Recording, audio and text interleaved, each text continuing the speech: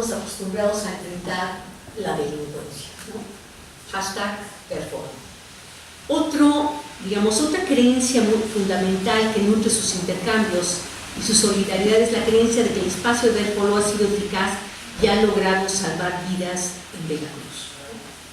Aquí nos encontramos una vez más Perfolo, una vez más salvando vidas de situaciones de riesgo en zonas de riesgo.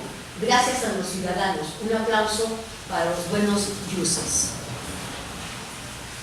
La esperanza fundamental que ellos expresan en sus tweets es que la calma y la tranquilidad regresen a Veracruz.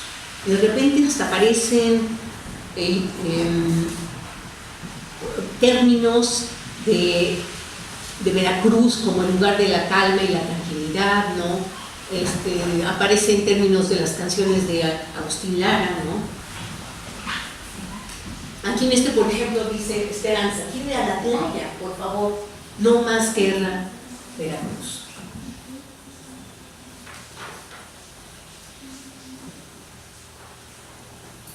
Y bueno, evidentemente no falta el humor en este espacio virtual, el cual sirve sin duda para reducir la tensión, para procesar sentimientos de miedo y desasosiego. ¿Cómo la gente describía lo que estaba pasando en Veracruz? El ambiente de violencia que se vivió en 2011 en Veracruz es concebido y descrito en muchos mensajes de Perfolo como un contexto de guerra velada, que se desconoce en el resto del país y que es ocultado por el gobierno estatal y los medios de comunicación locales. El lenguaje permite dar cuenta de ello. Por ejemplo, la permanente utilización del término civiles para describir a la población que está en riesgo es elocuente, alude claramente a un clima de guerra. También podemos mencionar la creación de algunos nombres de cuentas que revelan la manera como se concibe este ambiente. Basta de guerra, así como los términos de varios hashtags con el mismo sentido. Hashtag Veralwar, hashtag Veracruz o hashtag Guerra Veracruz. La ironía de uno de los tuiteros sobre el ambiente que reina en la ciudad jarocha es muy ilustrativa. El 9 de agosto compara la situación de Veracruz con Vietnam al hacer alusión a la película Good Morning Vietnam de 1987 dirigida por Barry Levinson, ¿no? Y aquí nos encontramos con, bueno, es la que sigue. Dice, militares patrullando el centro, buenos días Vietnam, digo, Veracruz, bueno, una cosa que también me pareció muy importante y que va en contra de las nociones que se tienen de muchos espacios virtuales es que también se constituyen en espacios de reflexión. Evidentemente hay muchos conflictos, ¿no? Pero también hay una especie, como podemos decir, una especie de meta reflexión, ¿no? Encontramos una especie de meta discurso, meta reflexión que acompaña permanentemente sus conversaciones escritas y nos permite en este caso conocer los límites de las reglas, sus transgresiones y las reacciones que generan. No faltan, por ejemplo, los que utilizan de una manera menos consensuada el hashtag, los que buscan estilistas, los que quieren vender productos, los que sacan publicidad oficial gubernamental o de los medios, los que comentan, ¿verdad?, asuntos triviales de los personajes del espectáculo. Según la coyuntura, considerada más o menos violenta, esto es motivo de verdad de críticas ofensivas. Pero lo que queda muy claro en el hashtag, ¿no?, es que hay un proceso de negociación en el que los participantes están permanentemente definiendo y redefiniendo la situación comunicativa. Un poquito, si nosotros, no sé si ustedes conozcan el trabajo de Goffman, precisamente sobre los rituales de interacción cara a cara, que uno podría realmente, sus reflexiones se podrían utilizar perfectamente para analizar ciertos blogs, evidentemente espacios como el de Facebook, en donde él habla precisamente de la importancia de estudiar la definición comunicativa que los interlocutores dan al momento de estar hablando. O sea, y que hay un permanente conflicto en redefinir la situación, ¿no? Bueno, y aquí uno de los conflictos que se genera muchas veces fue la publicación de la ubicación de las Fuerzas Armadas y Militares, ¿no? Si bien la norma establecía que los usuarios no las debían publicar, esta no se respeta al poco tiempo. Esto en algunas ocasiones genera polémica entre muchos usuarios y lleva a que se descalifiquen mutuamente de trolls. Algunos consideran que se está halconeando, o sea, proporcionando información al crimen organizado, ¿no? Por ejemplo, no intento que se salga a defenderse, no intento que se eche a perder el trabajo de nadie, lo que quiero es que nadie sea otro daño colateral, ¿no? Por no estar informado. Después, en otro tuit que ustedes ven allí, las balas de las Fuerzas Armadas también matan inocentes, llevan varios casos. Hashtag #verfollow, yo apoyo al ejército, pero también se equivocan. Y después aparece muy claramente en otros casos una crítica directa a los militares. En general podemos decir que la mayoría de tweets plantean como una especie de binomio de términos, una posición, digamos, de términos, que sería: los policías son corruptos, halcones frente a los militares, que son nuestros héroes y en general honestos, ¿no? Pero, y que son los salvadores que llegan a Veracruz a combatir a los malos, los consideran eficientes, reclaman su presencia.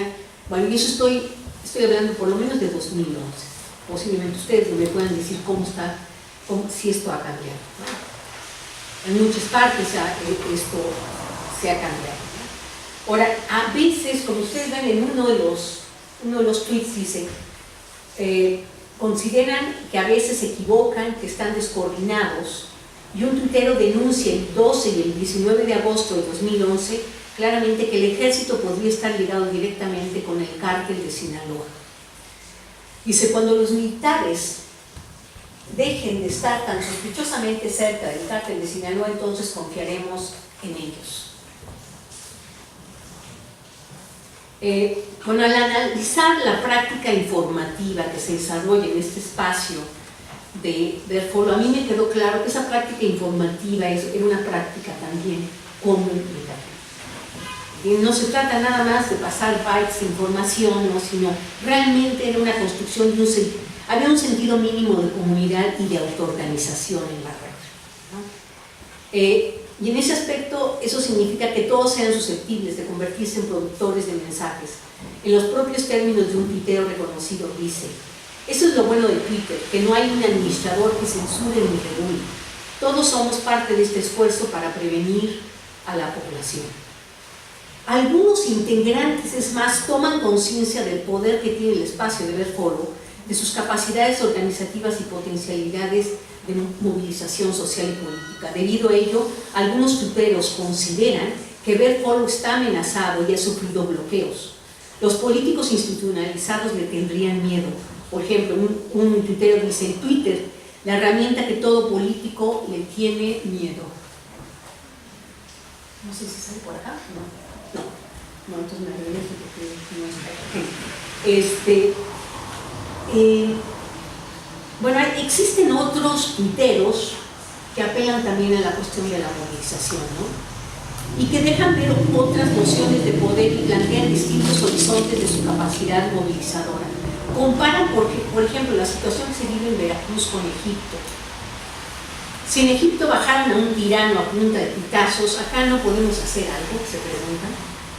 Cuestión de organizarse. La primavera árabe hace verosímil la destitución de un gobernante a partir de una organización que nace en Twitter. En un sentido parecido, también otro tuitero escribe: así es, somos muchos, hay que levantar la voz, organizarnos y hacer algo para que renuncie Javier Duarte. #verfollow. Llama la atención que este pensamiento de alguna manera prefigura lo que en otros estados se produce en formas diversas años después. Toda esta cuestión, por ejemplo, podemos decir, ¿no? Yo estoy pensando en que el tuitero último, del cual leí el tweet, ¿no? Él menciona que la gente se tendría que organizar, ¿no? Y que se tendría que ver como especie de autodefensas. Eso fue poco antes de que se empezaran a formar las autodefensas, ¿no? El pensamiento zapatista también alimenta otros horizontes políticos en hashtag, ¿no? Por ejemplo, un tuitero anticristo concibe #verfollow, al menos en un primer momento, como un proyecto comunitario de comunicación de utilidad social para los buenos, la sociedad civil, en su enfrentamiento con los malos, el narco, que en ocasiones resultan estar ligados también a los gobernantes o a las Fuerzas Armadas. Un proyecto, él habla de un proyecto autónomo, idea que se refleja al citar a los zapatistas en su propio esfuerzo autogestivo. Alguien en Pasamontañas dijo alguna vez: luchamos por un mundo donde quepan muchos mundos, estamos para cuidarnos todos, ¿no? Bueno, a raíz de esto, entonces, yo empiezo a plantear en estas siguientes partes, ¿no?, de la presentación, que, y a raíz precisamente del rumor que nos encontramos con la emergencia de un movimiento digamos que se llama Yo También Soy Twitterista. En la mañana del 25 de agosto de 2011 se genera una ola de rumores en la ciudad de Veracruz que versaban, como ustedes saben, sobre ataques a escuelas, secuestros de niños por el crimen organizado. Dichos rumores circularon, ojo, de manera oral, directa y personal o mediada por teléfonos, así como de forma escrita a partir de mensajes por celulares y por las redes sociales. O sea, subrayo, no solamente circularon por las redes sociales, sino circularon, como muchos otros rumores han circulado toda la vida, ¿no?, en otras sociedades anteriores, por vía oral, ¿no? Esto produjo un pánico colectivo. Los padres con familiares salieron despavoridos a las escuelas para llevarse a los niños a sus casas. Bueno, ustedes saben, se creó un gran caos vial, ¿no? La gente fue, ¿verdad?, por sus niños, otros salieron de las escuelas, hasta de las preparatorias, de las universidades. Las autoridades del Estado inmediatamente salieron a denunciar frente a los medios de comunicación que era falsa la información y se culpaba a las redes sociales por haberla difundido. El mismo gobernador, bueno, desmintió el rumor. Cito: con el fin de sembrar miedo es que se ha venido propagando el rumor que existe algún riesgo en las escuelas, lo cual es falso, todo está en orden. Más tarde, después, ya el gobernador no solo informa, dice, amenaza desde el Twitter a los que habrían difundido información falsa por malas intenciones. Cito: ya tenemos ubicado el origen de toda la desinformación de hoy. Quiero informar que esto tendrá consecuencias legales. Artículo 311. Después ellos, no sé si ustedes recuerdan, ¿no?, que hablaban de que había habido una especie como de ciberinteligencia que estuvo analizando todos los tweets, etcétera, ¿no? Bueno, se construyó muy claramente de parte de las autoridades una versión narrativa policial. ¿Cuál es esta versión narrativa? ¿Cuál es la versión normal de los discursos policíacos? El discurso policíaco clásico plantea que todo estaba en orden, llegaron unos delincuentes, desordenaron todo, llega la policía, ¿verdad?, mete a la cárcel a aquellos, ¿verdad?, a los delincuentes, y bueno, todo está vuelve en orden, ¿no? Eso sería como la versión narrativa, y bueno, y después hay que generar una ley, ¿verdad?, para impedir que eso se vuelva a presentar, ¿no?, que permita a todos los ciberterroristas agarrarlos y meterlos a la cárcel, ¿no? Esta versión narrativa, ¿verdad?, pues está contrapuesta por muchas otras informaciones. Pero esta versión informativa permitió muy claramente justificar al gobierno la detención, ¿verdad?, de María Jesús Bravo Pagoda y de Gilberto Martínez Vera, acusados de ser ciberterroristas. Y bueno, y al ver, si ustedes ven, también de acusar a las redes sociales. Pues esto, cuando se les detiene a ellos, inmediatamente esto genera también muchísimo miedo en Veracruz, ¿no? Muchas cuentas de Twitter desaparecen inmediatamente, la lista de los seguidores de las cuentas de Marucci y Gilberto se reducen drásticamente, ¿no? Pero no todos tienen miedo. No todos tienen miedo, y algunos se genera en el propio hashtag y en muchos otros hashtags un movimiento de protesta contra las medidas gubernamentales en defensa de los tuiteros y de la libertad de expresión. Surge el movimiento Yo También Soy Twitterista en las redes sociales. Un periodista, Ángel Ramos Trujillo, señala: a través de las etiquetas cibernéticas #verfollow Twitter, hashtag Twitterrorista y Yo También Soy Twitterrorista, los usuarios han hecho saber su malestar calificando la acción del gobierno como una falta a la garantía constitucional o a la libertad de expresión. En el México de Calderón, tuitear un rumor o decir la verdad es motivo para ser considerado ciberterrorista. hashtag Twitterrorista. Esto es un mensaje que precisamente él recupera, ¿verdad?, en Belfort. Dice: yo también soy twitterrorista, pedimos la liberación de los twitterroristas y que busquen a los verdaderos terroristas que andan en la calle, exige otro mensaje. La comunidad virtual de Belfort se ve conmocionada al ser detenidos los tuiteros, ¿no? Y esto es interpretado muy claramente como un escarmiento a los que difundieron rumores y también como una advertencia o castigo ejemplar a todos los tuiteros veracruzanos críticos del gobierno y de sus gobernantes. Una amenaza especial pondría sobre los que formaban parte de la comunidad en el espacio de Belfort. Muchos de sus usuarios, aunque no hubieran difundido los rumores y más bien lo hubieran contraatacado, aclaro, muchos contraatacaron los rumores tanto de Gilberto Martínez y de muchos otros, ¿no? Ellos expresan el agravio y la injusticia, cuestionan que se metan a la cárcel a dos tuiteros en lugar de encarcelar a los que amenazan permanentemente la seguridad de la entidad, a los verdaderos criminales, ¿no? Un tuit dice: 2 tuiteros detenidos en 48 horas, ningún detenido por narcotráfico de los cárteles por ellos. Bueno, y aquí a raíz se generan otro tipo de acciones. Muchos empiezan pues a retuitear varias imágenes con los nombres de los hashtags, ¿no? Otros manifiestan el desacuerdo contra el gobernador, piden su renuncia. Otros colectan firmas a favor de la liberación de los tuiteros encarcelados, ¿no? Y expresan la necesidad de avisar a organizaciones de derechos humanos para que defiendan el caso. Pero las convocatorias, aclaro, van más allá del espacio virtual y se traducen en acciones concretas en el espacio público offline. Se realiza una manifestación frente al Congreso el 29 de agosto para hablar con los diputados y el 4 de septiembre tiene lugar una marcha a favor de los tuiteros. Bueno, la respuesta de solidaridad de la comunidad tuitera internacional también, digamos, no se deja esperar. Los ciberactivistas de Anonymous se pronunciaron también en contra del gobierno de Veracruz. Anonymous produjo y difundió un video en el que critica severamente al gobernador a lo largo de su mandato e invita a la población a pronunciarse y a promover movimientos a favor de la libertad de expresión. También diferentes organismos nacionales e internacionales de derechos humanos salen en defensa de los tuiteros por la violación a su libertad de expresión. Está también el Movimiento por la Paz con Justicia y Dignidad, ¿no? Y hasta ciertos sectores de la Iglesia Católica, aunque consideran que no les parece bien, ¿no?, pero lo que habían hecho los tuiteros, pero que merecen clemencia y benevolencia.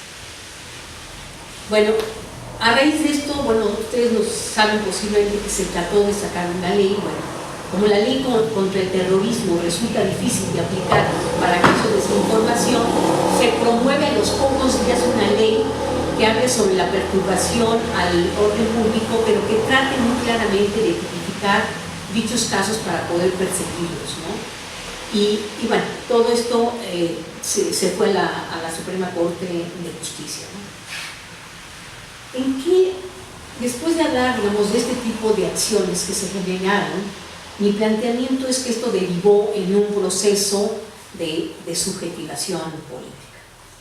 Dicen, toda esta fase de movilización se produce un proceso de subjetivación política, emerge una colectividad inédita, un nuevo actor político en el sentido de Rancière, una comunidad que asume el desacuerdo común contra la censura gubernamental, contra una manera de gobernar a partir de la defensa de la libertad de expresión. Surge la pregunta, ¿quiénes viven ese proceso? Primero hay que decir que la colectividad rebasa a Belfort y a las cuentas que están directamente afectadas por la detención de los tuiteros. Otros sectores se sienten identificados también en ese punto de desacuerdo. Usuarios de las redes sociales de México y de otros países que expresan su temor de verse censurados por regímenes autoritarios o por, cito, democracias que también le tienen miedo al poder de Internet.